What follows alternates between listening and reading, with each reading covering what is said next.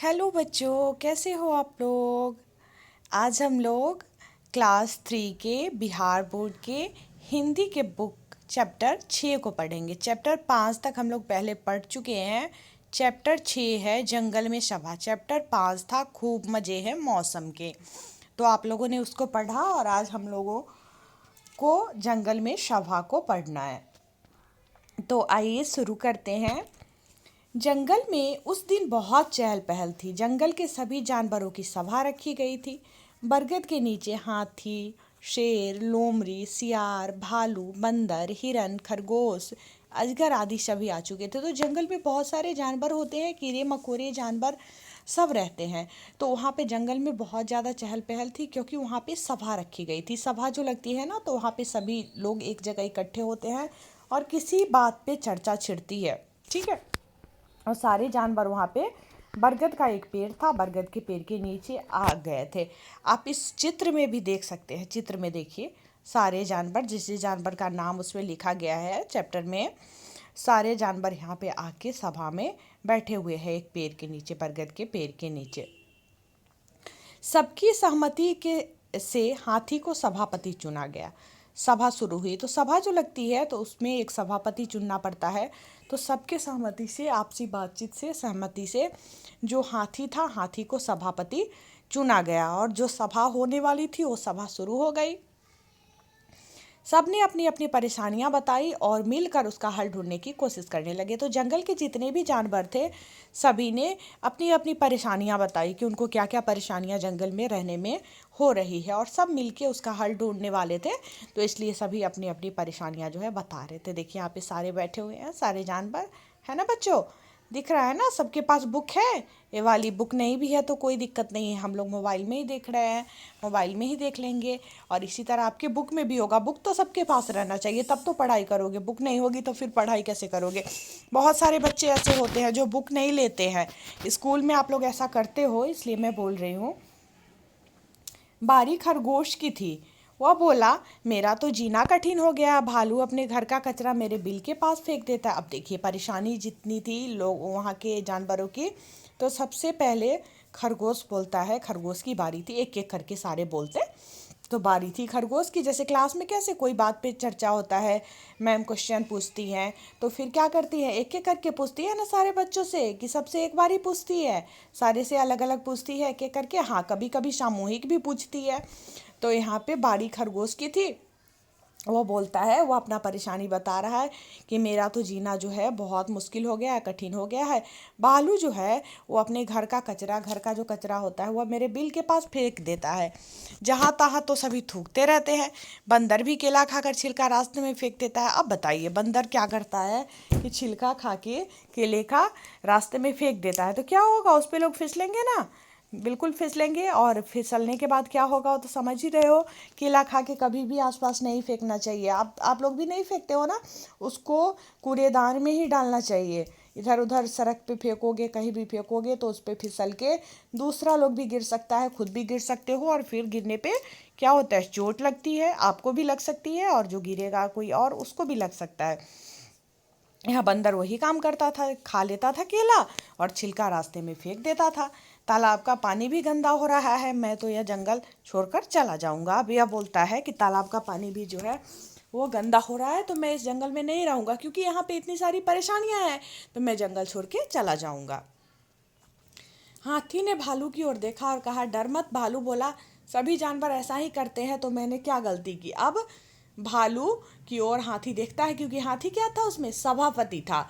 तो वो उसकी ओर देखता है तो डर कर भालू बोलता है कि सभी जानवर तो ऐसा ही करते हैं, तो मैं अगर करता हूँ तो मेरी क्या गलती है। अब देखो, सारे लोग गलत करते हैं तो हम भी गलत करेंगे क्या, नहीं ना। सारे लोग गंदे हो जाएंगे तो हम भी गंदे हो जाएंगे, नहीं होंगे ना। तो फिर ऐसा नहीं करना चाहिए कि कोई गलत कर रहा है तो हम भी गलत करें। हाँ, अच्छी बातें ज़रूर सीखिए। कोई अच्छा कार्य कर रहा है तो उससे अच्छा कार्य करना ज़रूर सीखिए। लेकिन कोई अगर गलत कार्य कर रहा है, गंदा कार्य कर रहा है, तो उस चीज़ को कभी नहीं सीखना चाहिए। हाथी बोला, हाँ गलती तो हम सभी ने की है। तभी अचानक आंधी चलने लगी और बारिश शुरू हो गई। सभा अगले दिन तक के लिए रोक दी गई। अब तभी क्या होता है, हाथी बोलता है कि गलती तो सबने करा है, सबने किया है।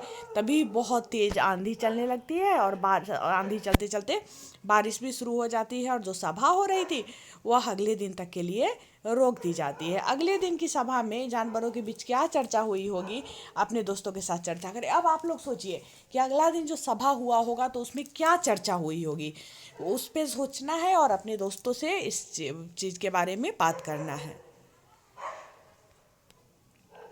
शिक्षक के लिए भी यहाँ पे संकेत दिया गया है, छात्रों को चर्चा के लिए प्रेरित करें जिससे उनमें भाषाई सृजनशीलता के साथ साथ पाठ के उद्देश्यों को समझने की क्षमता का विकास हो।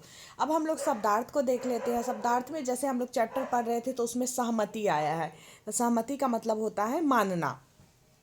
परेशानी, परेशानी मतलब मुसीबत। कचरा, कचरा तो जानते ही हो, घर का जो बेकार सामान और गंदगी होती है वो कचरा होता है। सभापति, सभापति मतलब अध्यक्ष। चर्चा, चर्चा मतलब बातचीत। इसके बाद चैप्टर है अपने बारे में बताएं। क्या अपनी साफ सफाई, आप अपनी सफाई के लिए किन किन बातों पर ध्यान देते हैं। तो बच्चे को बताना है कि आप लोग साफ सफाई रखने के लिए किन किन बातों पर ध्यान देते हैं। सो आप लोग बताइएगा लिख के नीचे कमेंट में कि आप लोग साफ सफाई के लिए किन किन बातों पे ध्यान देते हैं। आप अपने घर की साफ सफाई में क्या सहयोग करते हैं। आप लोग बताना कि आप लोग अपने घर के साफ सफाई में सहयोग करते हो, अपने मम्मी पापा का हाथ बटाते हो या नहीं।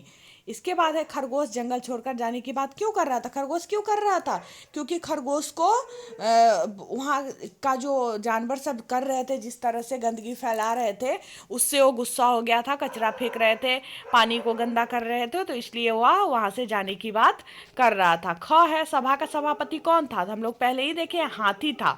सभा क्यों की गई, सभा की इसलिए की गई क्योंकि वहाँ के रहने वाले जानवरों को परेशानी होती थी, तो अपनी अपनी बातें सभी रखेंगे और अपनी परेशानी का हल निकालेंगे। सभा अचानक क्यों रोक दी गई, सभा इसलिए रोक दी गई क्योंकि अचानक बारिश और तूफान आ गया। इस वजह से तूफान आई और फिर बारिश भी शुरू हो गई।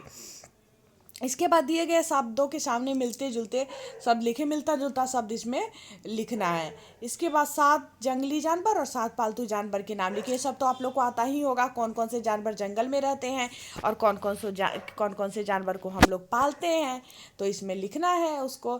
इसके बाद है क्या सभी जानवर के नाम संज्ञा है, किंतु इनमें से इन सभी जानवरों के नाम संज्ञा है, किंतु इनमें से किसी एक के कहने पर क्या केवल एक ही जानवर का बोध होता है या उस जाति के सभी जानवरों का। जिस शब्द से किसी जाति विशेष के सभी सदस्यों का बोध होता है उसे क्या कहते हैं, जातिवाचक संज्ञा कहते हैं, जैसे कुत्ता, शेर आदि। ठीक है। इसके बाद है जंगल में सभा। यहाँ सभा शब्द से कई लोगों के समूह का बोध होता है। ऐसे अन्य शब्द ढूंढकर लिखे जिससे एक से अधिक व्यक्ति, प्राणी या वस्तु का बोध होता है। ठीक है, ऐसे शब्द लिखना है। जैसे सभा में तो बहुत सारे लोग होते हैं, तो इसी तरह का ऐसा चीज़ लिखना है जिसमें आपको समूह का बोध हो। ठीक है, वैसे 3 शब्द लिखना है। इसके बाद है अधूरे वाक्यों को मिलाकर सही एवं पूरा वाक्य बनाए। ठीक है, इसमें मच्छरों से क्या होती है, बीमारी फैलती है ना। मच्छरों से क्या होती है, मच्छरों से बीमारी फैलती है। पेड़ पौधों से हवा शुद्ध होती है।